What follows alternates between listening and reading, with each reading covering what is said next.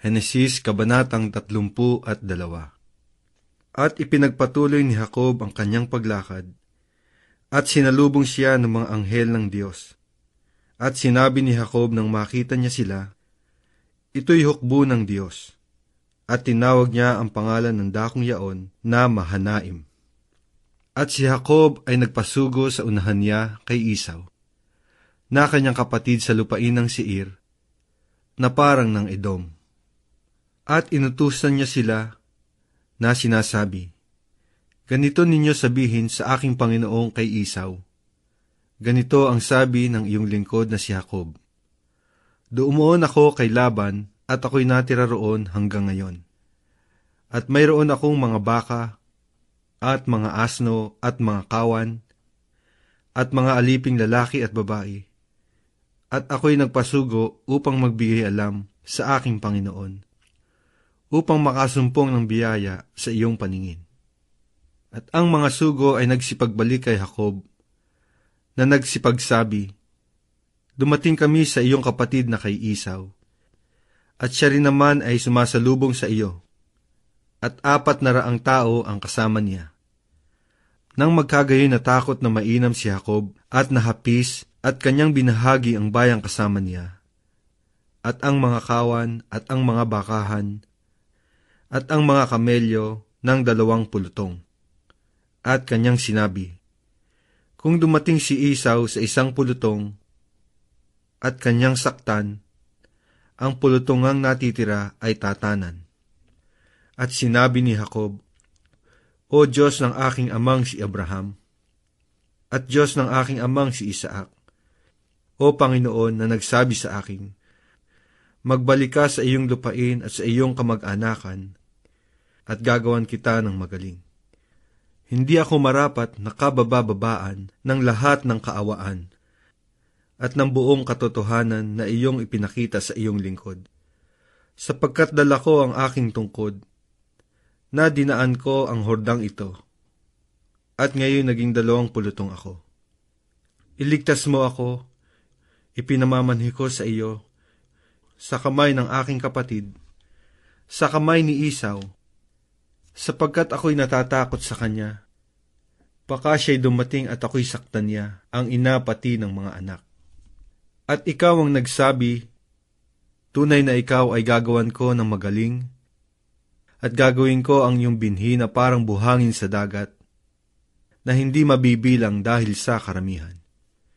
At siya'y nagparaan doon ng gabing yaon, at kumuha ng mayroon siya na ipagkakaloob kay Esau na kanyang kapatid.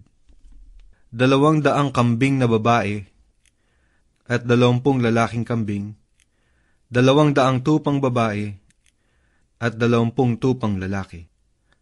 30 kamelyong inahin na pati ang kanilang mga anak, 40 baka at 10 toro, 20 asna at 10 anak ng mga yaon.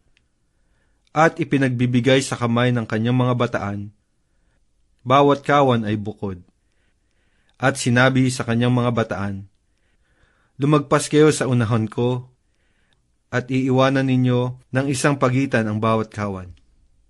At iniutos sa una, na sinasabi, pagka ikaw ay nasumpungan ni Esau na aking kapatid, at ikaw ay tinanong na sinasabi, kanino ka, at saan ka paroroon, at kanino itong nanga sa unahan mo?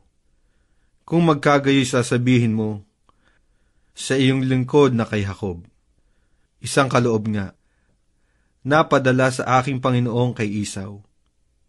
At narito, siya'y nasa hulihan din naman namin. At iniutos din sa 2, at sa 3, at sa lahat ng sumusunod sa mga kawan, na sinasabi, sa ganitong paraan sasalitain ninyo kay Esau, pagkasumpong ninyo sa kanya. At sasabihin ninyo, saka, narito ang iyong lingkod na si Jacob, ay nasa hulihan namin, sapagkat kanyang sinabi, paglulubagin ko ang kanyang galit sa pamamagitan ng kaloob na sumasaunahan ko. At pagkatapos ay makikita ko ang kanyang mukha, marahil ay tatanggapin niya ako. Gayon isinaunahan niya ang mga kaloob, at siya'y natira ng gabing yaon sa pulutong.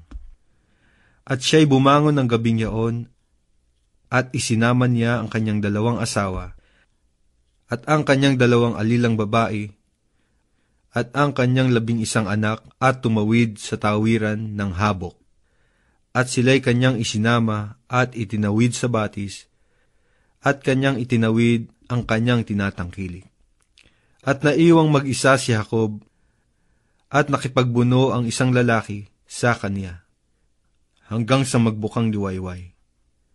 At nang makita nitong siya'y hindi manaig sa kanya, ay hinipo ang kasukasuan ng hita niya, at ang kasukasuan ni Jacob ay sinaktan samantalang nakikipagbuno sa kanya. At sinabi, "Bitawan mo ako, sapagkat nagbubukang liwayway na." At kanyang sinabi, "Hindi kita bibitiwan hanggang hindi mo ako mabasbasan." At sinabi niya sa kanya, "Ano ang pangalan mo?" At kanyang sinabi, "Jacob." At sinabi niya, "Hindi na tatawaging Jacob ang iyong pangalan, kundi Israel, sapagkat ikaw ay nakikipagbunyi sa Diyos at sa mga tao, at ikaw ay nanaig." At siya'y tinanong ni Jacob at sinabi, "Ipinamamanhi ko sa iyong sabihin mo sa akin ang iyong pangalan." At kanyang sinabi, "Bakit nagtatanong ka ng aking pangalan?" At siya'y binasbasan doon. At tinawag ni Jacob ang pangalan ng dakong yaon na Peniel, sapagkat anya'y nakita ko ang Diyos ng mukhaan, at naligtas ang aking buhay. At sinikatan siya ng araw nang siya'y nagdadaan sa Penuel, at siya'y nagpipilay sa hita niya. Kaya't hindi kumakain ang mga anak ni Israel ng litid ng balakang na nasa kasukasuan ng hita, hanggang ngayon, sapagkat hinipo ng taong yaon ang kasukasuan ng hita ni Jacob sa litid ng pigi.